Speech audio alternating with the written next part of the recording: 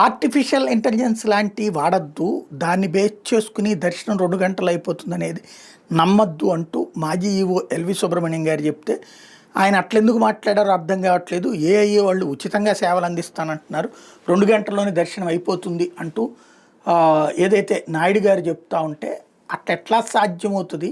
ఆ పేరు చెప్పుకుని కొంతమంది ఆ కంపెనీలోళ్ళు వచ్చి తిరుమల తిరుపతి దేవస్థానం గెస్ట్ హౌస్లో ఫ్రీగా ఉంటున్నారు.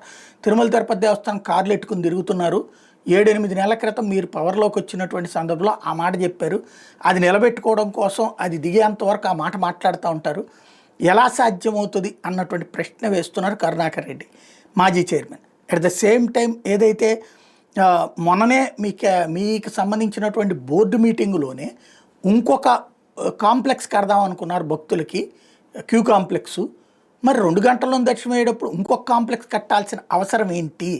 మరి అప్పుడు మీరే కదా ఉన్నారు అని నిలదీసుకొచ్చారు. గూగుల్ టీసీఎస్కి చెందిన ప్రతినిధులు కొండపైన గెస్ట్ హౌస్లు కేటాయించడం, టీటీడీ వాహనాలు వాడుకునేందుకు అనుమతించడం, టీటీడీ సిబ్బందిని వాళ్ళ కోసం కేటాయించడం ఎలా చేస్తున్నారని నిలదీశారు. ఆ సంస్థల ఉద్యోగులకు టీటీడీ ఖర్చుతో వాహనాలు ఎలా అందిస్తున్నారో చెప్పాలన్నారు.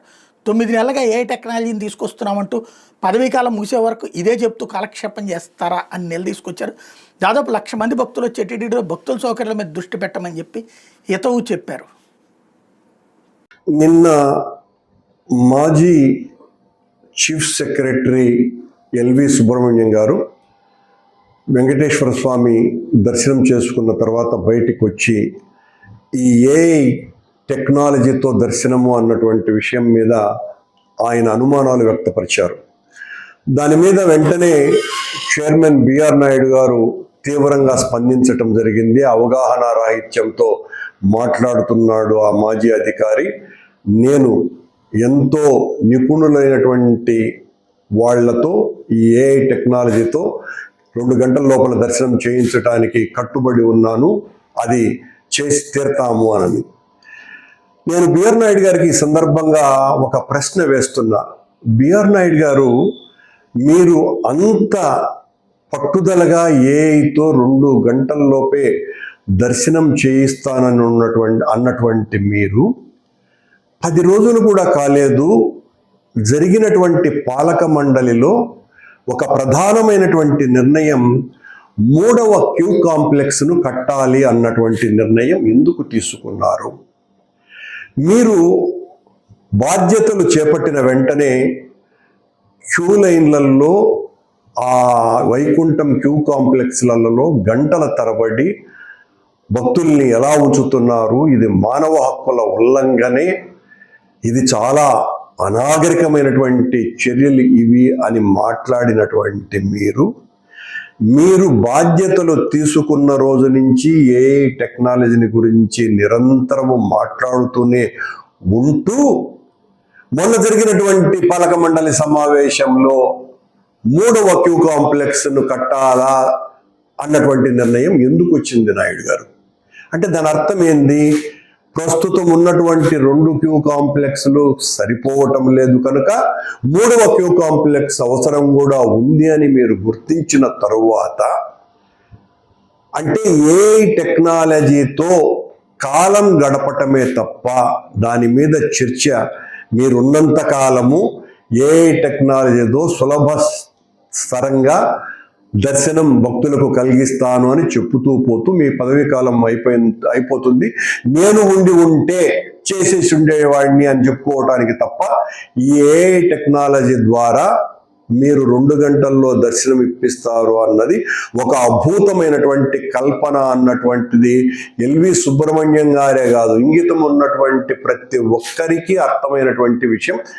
అది మీరెందుకు అర్థం చేసుకోలేకపోతున్నారో? మీ మాట, మీరు అధికార బాధ్యతలు స్వీకరించినటువంటి వెంటనే మీకు ఆలోచన వచ్చిన వెంటనే దాన్ని మీరు మార్కెట్లో పెట్టినారు, చాలా గొప్పగా దాన్ని సేల్ చేసుకోగలిగినారు.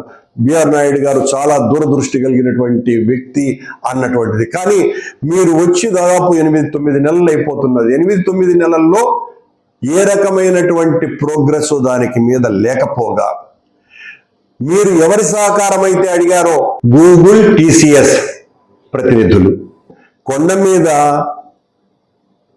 దేవస్థానం కార్లను వాడుతూ ఆ గెస్ట్ హౌస్లలో ఉచితంగా ఉంటూ అలాగే టీటీడీకి సంబంధించినటువంటి కొద్దిమంది అధికారులలో లేకపోతే ఆ ఉద్యోగస్తులను తమకు అసిస్టెంట్స్ గా పెట్టుకొని అంటే తాము ఒరిజినల్ గా చేయాల్సినటువంటి బాధ్యతలు పక్కకు పోయి వీళ్లకు సేవ చేయటంలో తరిస్తూ అదనంగా ఇవన్నీ కూడా ఉచితంగా కార్లు గెస్ట్ హౌస్లు వాళ్ళకి ఇవ్వటం జరిగింది. గూగుల్, TCS వాళ్ళు ఉచితంగా ఏ టెక్నాలజీని ఇస్తానని చెప్పినటువంటి మీరు చివరకు వాళ్ళు వాడుకునేటువంటి కార్లు కూడా దానికి కావాల్సినటువంటి ఖర్చు కూడా టీటీడీనే భరిస్తుందన్నది నిజమా కాదా నాయుడు గారు? దీనికి సమాధానం చెప్పాల్సినటువంటి అవసరం ఉన్నది. ఇది మీ ప్రచారం కోసమే తప్ప మీ ప్రచారం ద్వారా మీరు లబ్ధి పొందాలన్నటువంటి ఆలోచనే తప్ప ఏ రకంగా కూడా ఏ టెక్నాలజీతో సుబ్రహ్మణ్యం గారు ఒక మాట కూడా అన్నారు, గుడి లోపల ఏ రకమైనటువంటి మార్పులు మనం అనుకున్నట్టుగా చేయడానికి వీలు లేదు అన్నటువంటి విషయం కూడా. అయినా రోజు 80 లక్షల మంది వచ్చేటువంటి ఆలయం అది. ఆ ఆలయంలో మీరు వస్తున్నటువంటి ఆ భక్తులకు మీరు ఏదైతే చెప్పారో అద్భుతమైనటువంటి ఆహారాన్ని అందిస్తాము అనేటువంటిది అది కాస్త చక్కగా చేయగలిగితే మంచిది. కానీ సోషల్ మీడియాలో ఈ 9 నెలలు మీరు వచ్చిన తరువాత క్యూ లైన్లలోనూ బయట భక్తులు పడుతున్నటువంటి కష్టాలు ఏ రకంగా వాళ్ళంతా కూడా ఏకరవు పెడుతున్నారో దాని మీద దృష్టి సారించండి. దాని మీద దృష్టి సారించకుండా ఎవరైనా అరిస్తే దానికి సంబంధించి వాడు వైసీపీకి సంబంధించినటువంటి వాడు అని మీకు కావాల్సినటువంటి మీ సొంత ఛానల్లో ప్రచారం చేస్తే ఉపయోగం లేదు. ఒక వాస్తవాన్ని శాస్త్రీయ దృష్టితో అర్థం చేసుకోవటము, ఉన్నటువంటి పరిమితులతో అవగాహన కల్పించుకొని తద్వారా మెరుగైనటువంటి దర్శన భాగ్యం భక్తులకు కలిగించాల్సినటువంటి బాధ్యత నుంచి పక్కకు మళ్లించి ప్రచారం కోసమనే ఆర్భాటం కోసమనే ఈ టెక్నాలజీతో 2 గంటల్లోనే దర్శనం చేయిస్తా అని చెప్పేటువంటి ఈ మాటల్ని ప్రజలెవ్వరూ కూడా నమ్మరని హర్షించరని మీకు గుర్తు చేయదలుచుకున్నాను.